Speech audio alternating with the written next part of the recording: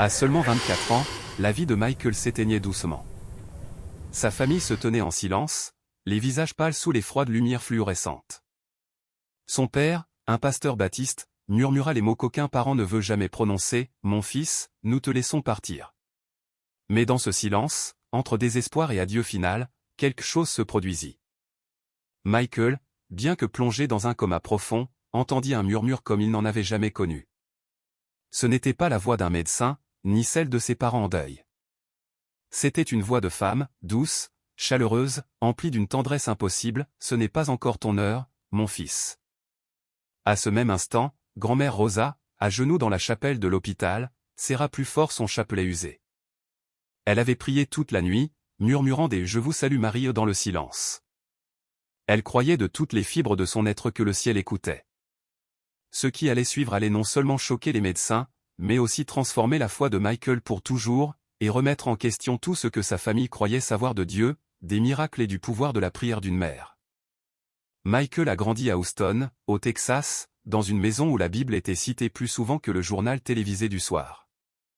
Son père, le pasteur James Carter, dirigeait une petite congrégation baptiste dans l'est de la ville. Chaque dimanche, Michael s'asseyait au premier rang, écoutant son père prêcher avec ferveur, « Il n'y a qu'un seul médiateur entre Dieu et l'homme, Jésus-Christ ». Le message était clair, répété si souvent qu'il devint ancré en Michael. Les saints étaient inutiles. Les traditions étaient des distractions. Et Marie, bien qu'honorée comme la mère de Jésus, n'était pas quelqu'un à qui l'on priait. Michael avait bien appris ses leçons. Au moment où il était à l'université, il suivait les traces de son père, étudiant la théologie dans un séminaire protestant. Ses professeurs louaient son esprit vif et sa capacité à débattre des Écritures, « Ce garçon est destiné à la chair », disaient les anciens. Et Michael le croyait aussi. Sa vie était toute tracée, terminer le séminaire, devenir pasteur, porter le flambeau familial. Mais dans cette même maison vivait une autre figure, calme, constante et d'une foi inébranlable, grand-mère Rosa. C'était la grand-mère maternelle de Michael, une immigrante mexicaine qui avait apporté sa foi catholique par-delà la frontière des décennies plus tôt. Son anglais était imparfait, mais sa dévotion parlait couramment la langue de l'amour. Chaque matin, avant le lever du soleil, Michael la trouvait agenouillée devant une petite table en bois dans sa chambre. Sur cette table se tenait une simple bougie, un crucifix et une image défraîchie de Notre-Dame de Guadeloupe. « Grand-mère, disait Michael, avec l'impatience de la jeunesse, tu sais que prier Marie ne sert à rien, n'est-ce pas? Seul Jésus entend nos prières. » Rosa souriait avec cette patience que seules les grand-mères semblent posséder. « Mio, répondait-elle, quand je lui parle, elle porte mes prières à son fils. Un jour, tu comprendras. » Michael secouait la tête, convaincu que la foi de sa grand-mère n'était rien de plus qu'une superstition. Dans son esprit, il était l'éclairé. Il avait les versets mémorisés, les doctrines bien rangées. Elle avait des chapelets et la tradition. Il la plaignait même s'il l'aimait. Pourtant, il y avait quelque chose dans sa persévérance qui le troublait, peu importe combien il discutait. Rosa ne se mettait jamais en colère. Elle n'essayait jamais de lui prouver qu'il avait tort avec des mots. Elle continuait simplement à prier. Matin après matin, nuit après nuit, les grains de son rosaire glissaient entre ses doigts comme le tic-tac régulier d'une horloge, mesurant le temps non pas en minutes, mais en prières. La famille vivait dans une tension silencieuse. Le pasteur James respectait sa belle-mère mais se lassait de ses coutumes catholiques. La mère de Michael essayait de maintenir la paix, exhortant son fils à ne pas discuter et sa mère à ne pas provoquer. Mais Rosa ne voyait pas cela comme une provocation. Elle y voyait de l'amour. Un jour, elle murmura en espagnol en rangeant son chapelet, « Mon petit-fils verra de ses propres yeux ce que mon cœur a toujours su. » Michael, en revanche, était plus confiant que jamais d'avoir toutes les réponses. Il pensait que la foi consistait à avoir raison, à tenir la vérité comme un bouclier contre l'erreur. Ce qu'il ne pouvait pas voir, ce que seul le temps et la souffrance révéleraient, c'est que la foi consiste moins à avoir les bons arguments qu'à avoir le bon amour. Et cet amour allait être mis à l'épreuve d'une manière qu'aucun d'entre eux n'aurait pu imaginer. Cela commença un frais matin de février, rien d'inhabituel au début. Michael se réveilla avec un mal de gorge et de la fièvre. Probablement juste la grippe, dit sa mère en lui tendant une tasse de thé chaud avec du miel. Il prit des médicaments en vente libre, pensant que cela passerait. Mais ce soir-là, les choses avaient changé. Sa fièvre monta à 40 degrés, sa peau rougit, et il se plaignit de vertige. À minuit, ses parents le transportèrent d'urgence au St. Joseph's Medical Center. Les infirmières agirent rapidement, effectuant des tests, insérant des lignes intraveineuses et lui administrant des fluides. Septicémie, murmura le médecin traitant après avoir lu les résultats. Une infection systémique. Nous devons agir vite. Des antibiotiques furent commencés. Les machines bipaient régulièrement.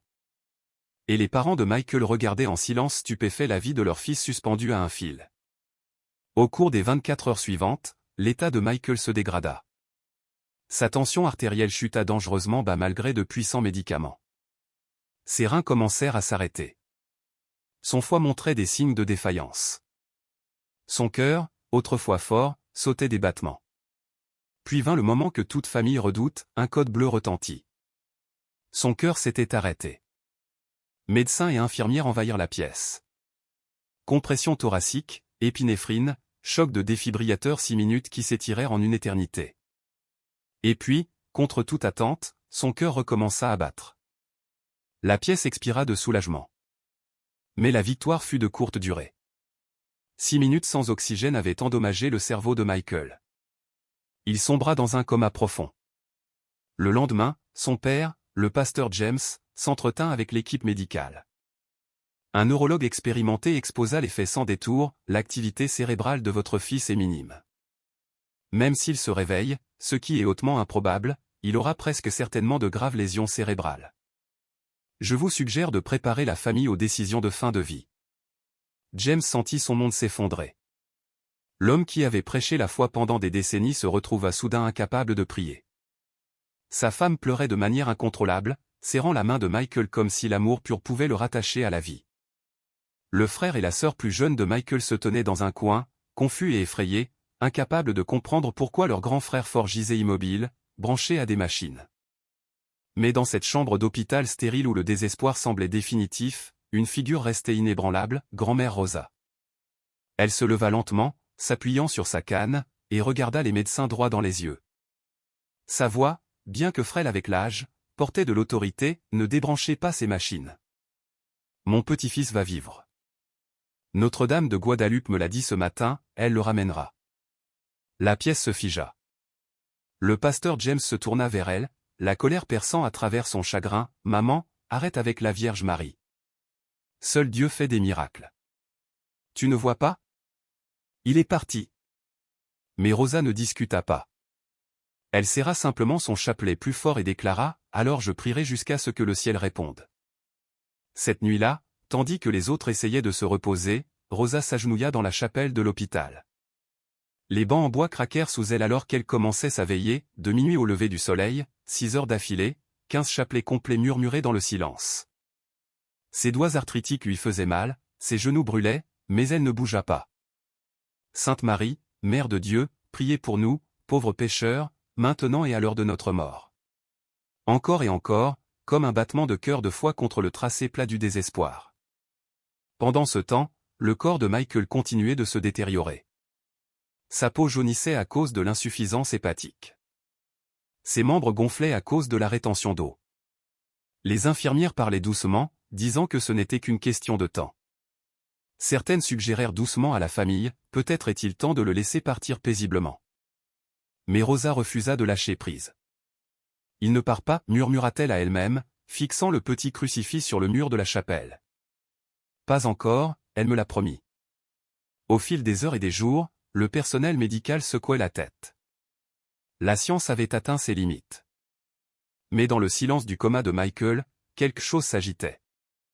Quelque chose qu'aucune machine ni moniteur ne pouvait détecter, un amour trop tenace pour abandonner, une foi trop profonde pour renoncer, et des prières qui étaient sur le point de toucher le ciel lui-même. La 3e nuit en réanimation fut comme la fin. Les machines ronronnaient.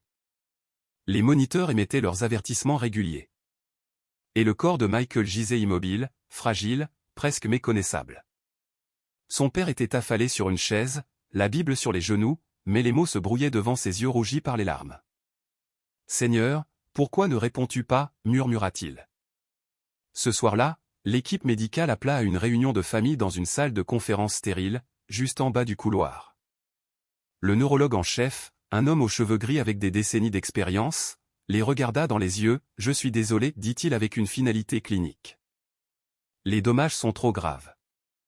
Il est temps d'envisager de retirer le maintien en vie. Prolonger cela ne fera qu'aggraver sa souffrance. » Le silence envahit la pièce. La mère de Michael enfouit son visage dans ses mains. Ses frères et sœurs se serraient l'un contre l'autre, les yeux écarquillés. Le pasteur James, le berger fort qui avait réconforté tant de familles en deuil, n'avait soudain plus de mots pour la sienne. Et puis vint la voix à laquelle personne ne s'attendait. Grand-mère Rosa repoussa sa chaise et se leva lentement, sa silhouette tremblante, mais son esprit inébranlable. « Vous ne débrancherez pas mon petit-fils, déclara-t-elle, son accent prononcé mais son ton résolu. Il n'a pas fini ici. La Sainte Mère m'a parlé, elle le ramènera. » La pièce sombra dans un silence stupéfait. Le visage du pasteur James devint rouge. « Maman, arrête. S'il te plaît, n'apporte pas ça ici. Seul Dieu a le pouvoir de guérir. Michael est en train de mourir, et tu continues de t'accrocher à tes superstitions. » Sa voix se brisa entre colère et chagrin, mais Rosa ne s'y a pas. Ses yeux, usés par des années de prière, brillaient d'un calme surnaturel. « Mon fils, dit-elle doucement, tu as prêché la foi toute ta vie. Maintenant, je vais la vivre. Ne doute pas, elle intercède même maintenant. » Cette nuit-là, Rosa commença sa veillée sérieusement. Elle fit un vœu devant le petit crucifix de la chapelle de l'hôpital. « Je ne quitterai pas cet endroit avant que mon petit-fils ne se réveille, ou avant que vous, Seigneur, ne me rappeliez à vous. » De minuit à l'aube, 6 heures d'affilée, elle pria 15 chapelets complets. Grain après grain, murmure après murmure, ses mains frêles tremblaient, mais sa voix ne faiblit jamais. La nouvelle se répandit rapidement dans l'hôpital. Les infirmières passant devant la chapelle entendaient ses prières étouffées. Des membres de famille d'autres patients jetaient un coup d'œil, attirés par la vue d'une femme âgée agenouillée pendant des heures sur des bancs en bois froid. Certains secouaient la tête d'incrédulité, mais d'autres, catholiques, protestants, même quelques-uns sans aucune foi, se retrouvèrent émus un par un. Ils commencèrent à se joindre à elle. À la fin de la semaine, la chapelle qui avait été presque vide se remplissait chaque nuit d'étrangers, unis pour une seule cause, prier pour Michael. Pendant ce temps, à l'étage en réanimation, l'état de Michael restait critique. Sa peau devenait plus pâle, sa respiration plus superficielle, son corps plus faible. Les médecins étaient perplexes quant à la façon dont il continuait de tenir. « Ce ne sont que les machines qui le maintiennent en vie, » murmura un interne. Mais Rosa, allumant une autre bougie devant son image de Notre-Dame de Guadalupe, pensait autrement. « Sainte Mère, murmura-t-elle, je vous donne ma douleur, mes larmes, mes nuits. Si vous voulez me prendre, prenez-moi. Mais laissez-le vivre. Insufflez-lui la vie comme vous avez autrefois insufflé l'espoir à Juan Diego. Montrez à ces médecins, montrez à cette famille, montrez à mon petit-fils votre amour. » Chaque grain du chapelet devenait une bouée de sauvetage. Chaque « Je vous salue Marie », un battement de cœur de foi inébranlable. La chapelle se remplissait de doux murmures, de prières chuchotées traversant les lignes confessionnelles. Une infirmière protestante serra la main de Rosa une nuit et pria à voix haute, « Jésus, écoute-la. » Une famille catholique se joignit avec leur propre chapelet. Même un homme qui admit n'avoir pas prié depuis 20 ans baissa la tête à côté d'elle. Le pasteur James, tiraillé entre sa théologie et la foi inébranlable de sa mère, se tenait à la porte de la chapelle un soir, observant. Il ne se joignit pas encore, mais il ne pouvait pas non plus s'éloigner. Au fond de lui, une fissure commença à se former dans sa certitude. Alors que Rosa se levait à l'aube le 7e jour, ses genoux douloureux et ses mains écorchées d'avoir serré les grains, elle murmura à travers les larmes, « Le ciel a entendu.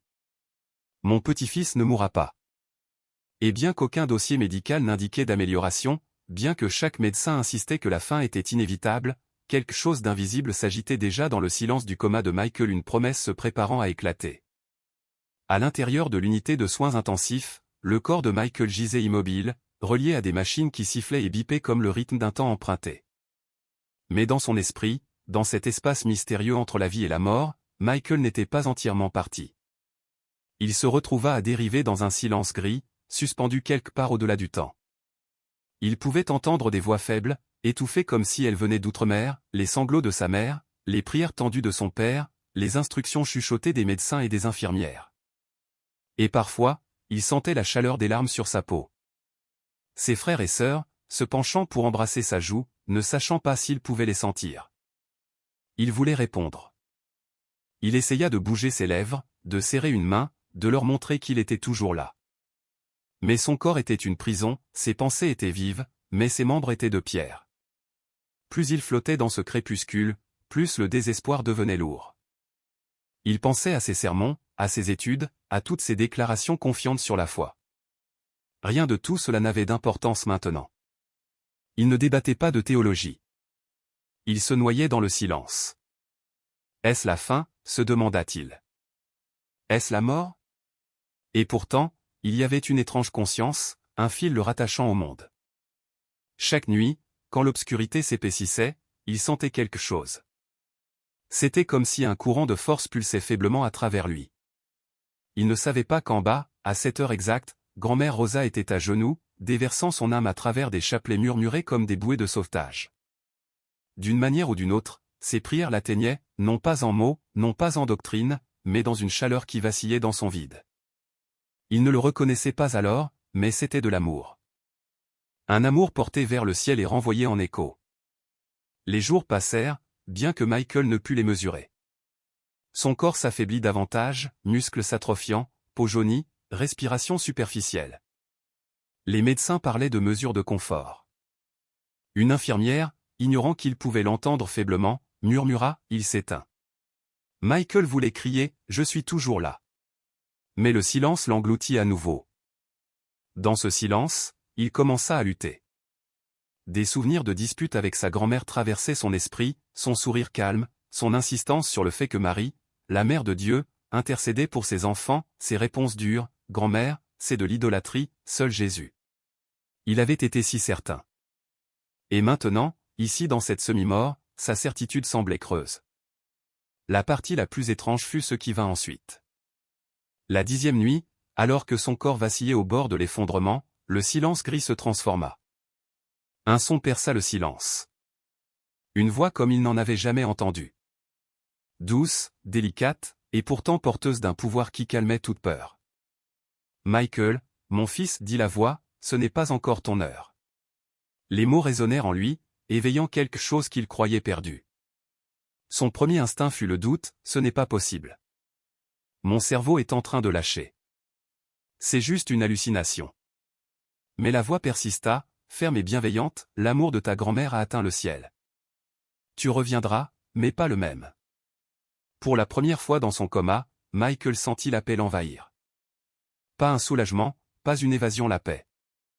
Comme si la main d'une mère avait effleuré son front. Il ne pouvait pas encore voir son visage. Mais il savait que ce n'était pas un rêve. Quelque part au-delà de l'unité de soins intensifs, au-delà des moniteurs et du désespoir, une promesse avait été prononcée dans le vide. Et dans cette promesse, la bataille pour la vie de Michael venait de tourner. À la fin de la première semaine, le personnel du St. Joseph's Medical Center connaissait son nom. Il ne l'appelait pas Madame Rosa. Il l'appelait la grand-mère qui prie. Chaque minuit, quand les couloirs se calmaient et que les familles rentraient chez elles pour se reposer, Rosa se rendait à la petite chapelle de l'hôpital. Elle ne portait ni couverture, ni oreiller, seulement son chapelet et une foi vacillante. Agenouillée sur les bancs en bois, elle chuchotait des prières jusqu'à ce que sa voix se brise, jusqu'à ce que l'aube peigne les vitraux de lumière matinale. Au début, les gens ont rejeté sa veillée comme le rituel obstiné d'une vieille femme. Elle est dans le déni, murmura une infirmière. Le cas de son petit-fils est désespéré. Mais nuit après nuit, Rosa restait, et quelque chose commença à se produire. Une mère dont l'enfant était à l'étage de pédiatrie entra. Une nuit, elle s'assit tranquillement à l'arrière, puis se retrouva à chuchoter en même temps que les « Je vous salue Marie ». La nuit suivante, un jeune père dont la femme était en chirurgie vint. Puis une infirmière en congé se glissa et s'agenouilla à côté de Rosa. Bientôt, la chapelle qui avait été presque vide se remplissait de gens. Des catholiques, des baptistes, des méthodistes, même un agent d'entretien de l'hôpital qui avoua n'avoir pas prié depuis 20 ans. Ils n'étaient pas unis par leur confession. Ils étaient unis par le désespoir, par la vue d'une femme âgée agenouillée toute la nuit, refusant de lâcher prise, par sa foi qui s'accrochait au ciel quand la médecine avait abandonné. L'atmosphère dans la chapelle devint électrique. Des murmures de la veillée se répandirent de service en service. Des médecins passaient pendant leur ronde.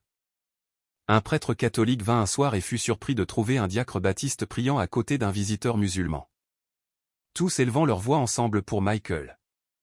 Pendant ce temps, en réanimation, l'état de Michael ne montrait aucune amélioration. Son corps gonflait de liquide retenu. Sa peau prenait une teinte jaune cireuse. Les machines maintenaient ses organes en fonction, mais les médecins parlaient d'heures, pas de jours. Pourtant, Rosa priait, et la foule grandissante priait avec elle. Sainte Marie, Mère de Dieu, murmura-t-elle, ses doigts tremblants autour des grains, priez pour nous, pauvres pécheurs, maintenant et à l'heure de notre mort. Chaque répétition était comme un coup de marteau frappant les portes du ciel. Chaque voix qui la rejoignait semblait ajouter du poids à sa supplication. Le son de dizaines de personnes murmurant à l'unisson devint un chœur qui portait bien au-delà des murs de l'hôpital. Même le pasteur James, toujours tiraillé et en colère, se retrouva à s'arrêter devant la chapelle tard un soir. Il écoutait les prières s'échapper par la porte, voyait la silhouette de sa mère courbée en dévotion. Il n'entra pas, mais pour la première fois, il n'essaya pas de l'arrêter. Au fond de lui, il se demandait si peut-être, juste peut-être, quelque chose au-delà de sa théologie était en train de se produire. Un soir, alors que l'horloge sonnait 3 heures du matin, Rosa leva son visage, marqué de larmes, et murmura, « Tu m'entends, n'est-ce pas, Sainte Mère? Tu nous entends ?» À ce même instant, Michael, toujours dans le coma, sentit une chaleur onduler dans sa poitrine. Il ne pouvait pas l'expliquer, mais quelque chose bougea. Une assurance tranquille qu'il n'était pas seul. Le feu qui avait commencé dans le cœur d'une grand-mère s'était répandu dans tout un hôpital. Et bientôt, il allait allumer quelque chose de bien plus grand, le premier signe indéniable de la réponse du ciel. La 10e nuit de son coma, Michael dériva une fois de plus dans le silence gris et infini. Le bourdonnement des machines semblait lointain maintenant, de faibles échos d'un autre monde. Son corps gisait froid et lourd, mais son esprit, son âme flottait dans un espace qui ressemblait au bord de l'éternité. C'est alors qu'il l'entendit. Non pas les voix étouffées des médecins, non pas les pleurs brisés de ses parents. Cette voix était différente, plus douce, plus claire, porteuse d'une chaleur qui transperçait les ténèbres.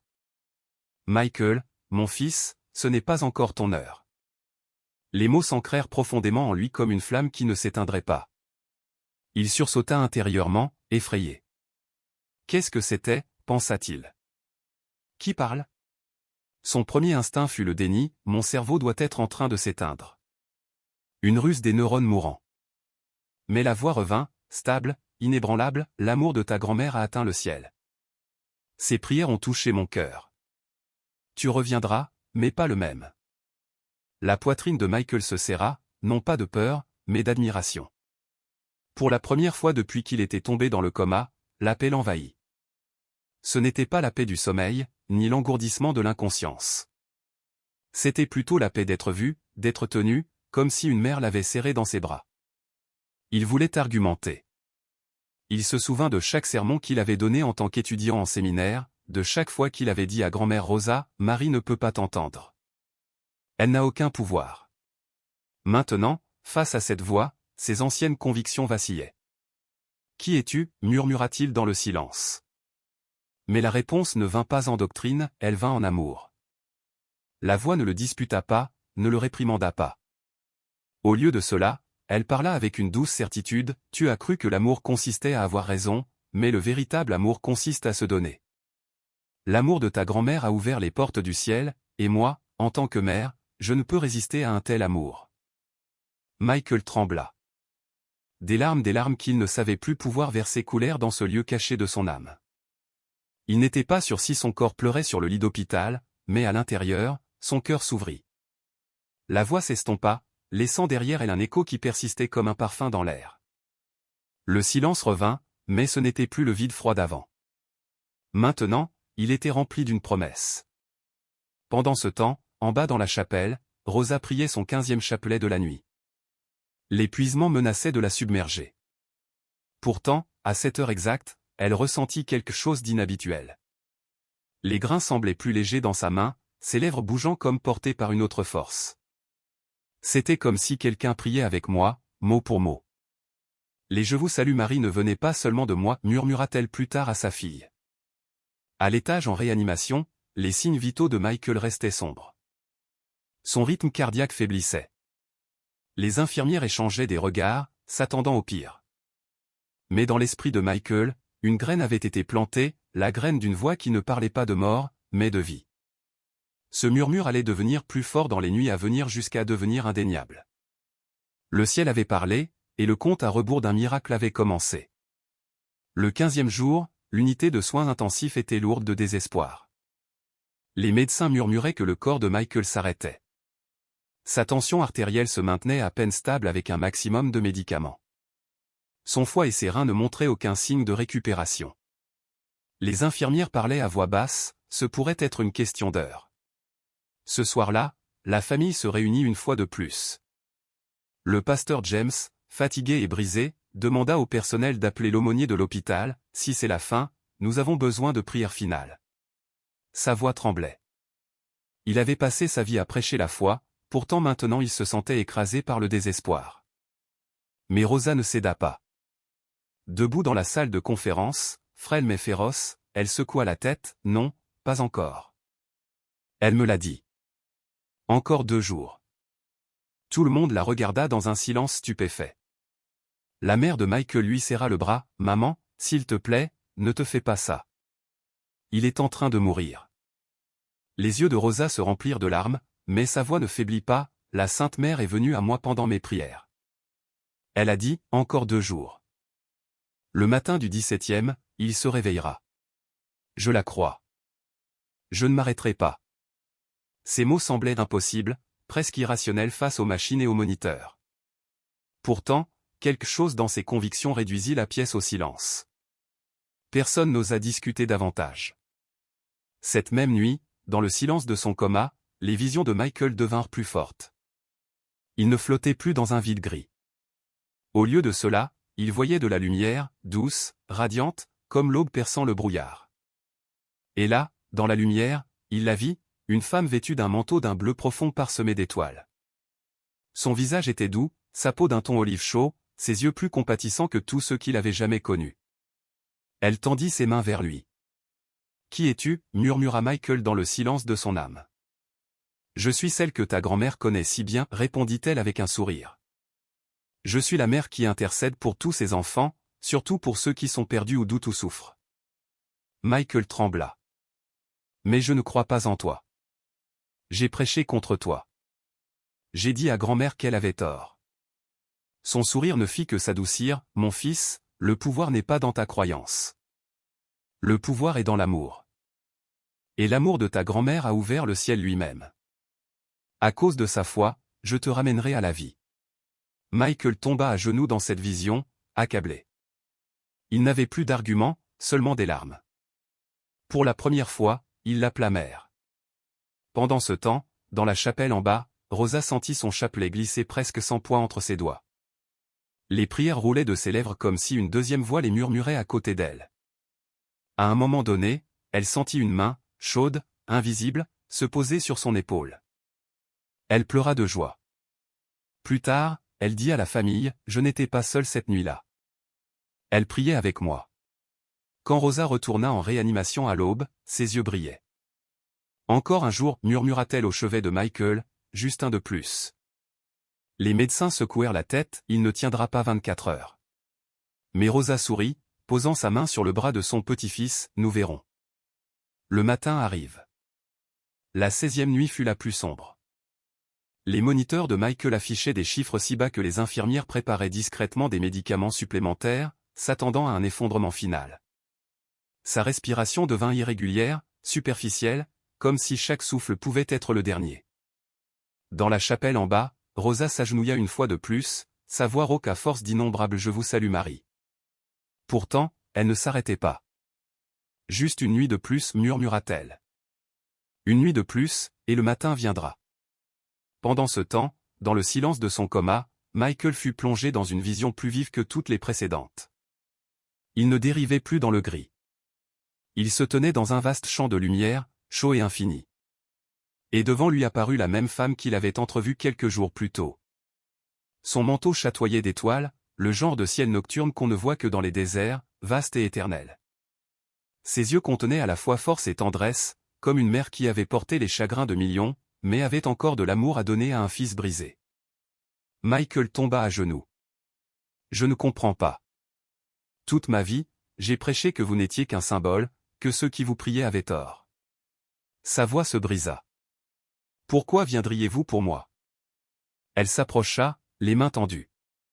Sa voix était douce, pourtant elle résonnait avec une puissance qu'aucun argument humain ne pouvait égaler. Mon enfant, je viens non pas à cause de tes paroles, mais à cause de l'amour.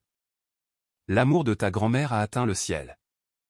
Elle a offert ses nuits, ses larmes, sa douleur pour toi. Un amour si pur ne peut être ignoré. Et en tant que mère, je ne peux pas me détourner.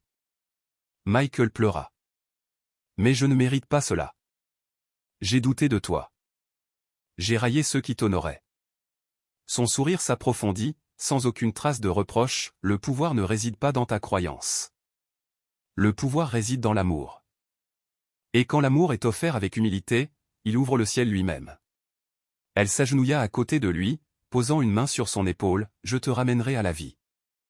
Mais quand tu te réveilleras, tu comprendras ce que tu ne pouvais pas comprendre avant, que la foi ne consiste pas à avoir toutes les bonnes réponses. La foi consiste à aimer avec humilité, comme ta grand-mère t'a aimé. Ces mots transpercèrent le cœur de Michael comme la lumière du soleil brisant les nuages d'orage. Tous les débats, tous les versets qu'il avait mémorisés, toute la certitude à laquelle il s'était autrefois accroché. Rien de tout cela n'avait d'importance à ce moment-là. Seul l'amour comptait. Il inclina la tête. Pour la première fois, il murmura « Mère, aide-moi ». À cette heure exacte dans la chapelle, Rosa sentit quelque chose changer. Les grains de son chapelet semblaient légers comme l'air, ses prières coulant comme si une seconde voix les murmurait à ses côtés. Elle leva son visage marqué de larmes et murmura « Elle est ici ». De retour en réanimation, les moniteurs vacillèrent, se stabilisant un instant avant de replonger. Les médecins secouaient la tête, certains que la fin était proche, mais Rosa savait mieux. Le matin n'était qu'à quelques heures, et avec lui le miracle qu'elle avait été promise. Le 6 mars, au 17e matin, l'unité de soins intensifs brillait de la première pâle lumière de l'aube. Les infirmières vérifièrent les moniteurs de Michael, leur visage sombre. Son pouls était faible, sa tension artérielle à peine perceptible, sa respiration irrégulière. La famille se rapprocha, se préparant au moment qu'elle redoutait depuis des semaines. Le pasteur James se tenait près du lit, sa main tremblant sur l'épaule de son fils. Sa mère serrait la main de Michael, murmurant des prières à travers ses larmes. À 6h30 du matin, les machines commencèrent à sonner l'alarme. Le moniteur afficha un tracé plat une fraction de seconde avant de s'emballer en vagues erratiques. Les infirmières se précipitèrent. Un médecin se préparait à prononcer l'inévitable. Et puis quelque chose se produisit. Dans le silence de son coma, Michael la revit. La femme vêtue d'étoiles s'approcha, ses yeux emplis d'une compassion qu'aucun mot ne pouvait capturer. Elle se pencha, son manteau effleurant Michael comme la douce étreinte du ciel lui-même. Elle plaça doucement ses mains sur ses oreilles, et de la voix la plus calme et la plus tendre, elle murmura « Reçois la vie, mon fils ». Puis elle souffla. Ce n'était pas de l'air comme respirent les humains, mais quelque chose de plus profond, pur amour, pur esprit, pure vie. Le souffle se répandit en lui comme un feu et une lumière, courant de ses oreilles à travers chaque nerf, chaque veine, chaque cellule. C'était comme si son ADN même s'était éveillé de son sommeil. Dans le monde physique, les moniteurs s'emballèrent, rythme cardiaque en hausse, tension artérielle se normalisant, niveau d'oxygène se stabilisant. D'un coup, les infirmières se figèrent, fixant l'écran avec incrédulité. L'une d'elles cria « Docteur, il faut voir ça ». Le médecin, s'attendant à signer un certificat de décès, se précipita, pour trouver tous les signes vitaux redevenus normaux. Et puis ça arriva. Les paupières de Michael papillonnèrent. Sa poitrine se souleva d'une respiration profonde et régulière. Lentement, il ouvrit les yeux. La première chose qu'il vit fut grand-mère Rosa agenouillée près de son lit, son chapelet toujours serré dans ses mains, les larmes coulant sur son visage. « Mon petit » cria-t-elle, sa voix se brisant en sanglots de joie, « la Vierge t'a ramené. Elle a tenu sa promesse. Les lèvres de Michael tremblèrent, et avec une clarté surprenante, il murmura « Grand-mère ». Sa voix était faible, mais sûre, elle était là. Le pasteur James recula, son visage pâle de choc. Le médecin testa rapidement les réflexes de Michael, s'attendant à de graves lésions cérébrales après 17 jours de coma.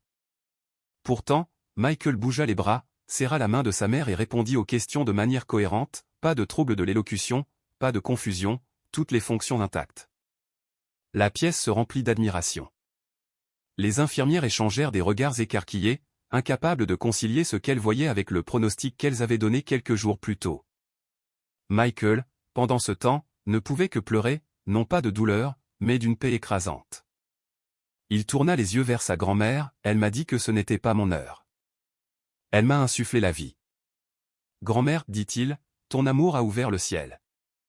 Rosa inclina la tête, murmurant à travers ses larmes, Gracia, Madre, merci, Sainte Mère. Pour les médecins, c'était une impossibilité médicale. Pour la famille, c'était un miracle. Pour Michael, c'était une renaissance. Et bien que les machines continuaient d'enregistrer des chiffres, le véritable miracle ne pouvait être mesuré. Il était écrit plus tôt dans les larmes sur les joues de Rosa, le silence stupéfait d'un père qui avait prêché la certitude, et le regard d'un jeune homme qui avait été mort au monde mais était maintenant en vie. Avec un nouveau cœur, une nouvelle humilité et une nouvelle foi, le 17e matin était arrivé. Et avec lui, la promesse du ciel s'était accomplie. Les jours qui suivirent le réveil de Michael furent comme vivre une histoire que les médecins ne pouvaient expliquer. Les dossiers médicaux autrefois remplis d'avertissements rouges affichaient maintenant des chiffres dans la plage normale. Son foie, qui avait défailli, recommença à fonctionner parfaitement. Ses reins, silencieux pendant des jours, éliminèrent soudainement les toxines comme si rien n'avait jamais été anormal. Son cœur, qui s'était arrêté pendant 6 minutes, battait maintenant au rythme régulier d'un athlète. Le personnel médical rôdait autour de sa chambre, prenant des notes, effectuant des tests, secouant la tête d'incrédulité. Nous n'avons pas de catégorie pour cela, admit un médecin. C'est une guérison spontanée. Inexplicable. Mais Michael savait que ce n'était pas spontané. Chaque nuit, lorsque l'hôpital se calmait, il fermait les yeux et revivait ce moment, le souffle, la chaleur, l'amour qui l'avait rempli de la tête aux pieds. Cela persistait en lui comme une chanson qui ne s'arrêtait jamais, une paix que les mots ne pourraient jamais capturer. Il demanda à parler en privé à sa grand-mère. Quand elle entra, serrant son chapelet usé, il lui prit la main, les yeux remplis de larmes. « Grand-mère, murmura-t-il, j'avais tort. Avant, j'appelais ta foi superstition. Je t'ai dit que Marie ne pouvait pas t'entendre, mais elle t'a entendu. Elle a entendu chaque mot. Elle m'a insufflé la vie. Tu m'as sauvé par tes prières. » Rosa secoua doucement la tête, ses yeux brillants, non, Mio. J'ai seulement demandé. C'est son amour et sa miséricorde qui t'ont sauvé. Souviens-toi, elle nous conduit toujours plus près de son fils. Ces mots frappèrent Michael avec clarté. Pour la première fois, il comprit. Honorer Marie ne retirait rien à la gloire du Christ. Cela la magnifiait. Chacun de ses actes, chacune de ses intercessions pointait uniquement vers Jésus. Au cours de la semaine suivante, tandis que son corps guérissait à une vitesse miraculeuse, son esprit se transforma encore plus vite. Il ne considérait plus la foi comme un débat ou une doctrine seulement. Au lieu de cela, il la voyait comme l'amour vécu, un amour comme celui de Rosa, un amour comme celui de Marie, un amour qui se donnait sans question. Des visiteurs affluaient dans la chambre pour le voir. Certains venaient sceptiques, s'attendant à trouver un homme avec des lésions cérébrales ou incohérent. Au lieu de cela, ils rencontrèrent un jeune homme dont les yeux brûlaient d'une nouvelle vie et dont les paroles portaient une paix inhabituelle. « J'étais parti, leur dit-il clairement, mais l'amour m'a ramené. Les prières de ma grand-mère ont atteint le ciel. La Vierge Marie l'a entendu, et elle a répondu. » La nouvelle se répandit rapidement. Des familles des communautés catholiques et protestantes de Houston commencèrent à murmurer à propos du miracle. Certains louaient Dieu directement. D'autres luttaient avec le rôle que Marie avait joué. Mais personne ne pouvait nier ce qui s'était passé. Un homme déclaré mort était revenu à la vie. Pour Michael, le plus grand changement fut intérieur. La fierté avait été dépouillée dans le silence du coma. La certitude avait cédé la place à l'humilité. Et à la place des anciens arguments, il y avait maintenant la gratitude, une gratitude profonde et inébranlable qui lui faisait voir chaque souffle comme un cadeau.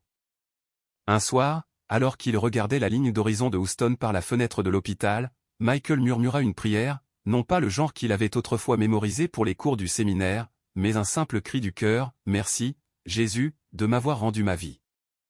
Et merci, Mère, de m'avoir montré ce à quoi ressemble le véritable amour. » Le garçon qui avait autrefois cru avoir toutes les réponses était revenu en homme qui connaissait maintenant la seule réponse qui importait, l'amour. 2 semaines après son réveil, Michael quitta le St. Joseph's Medical Center sans canne, sans assistance, sans aucune séquelle. Son dossier médical était estampillé « Guérison inexpliquée ». Mais pour lui, il n'y avait rien d'inexpliqué. Il savait qui lui avait insufflé la vie. Son premier arrêt ne fut pas la maison, mais l'église.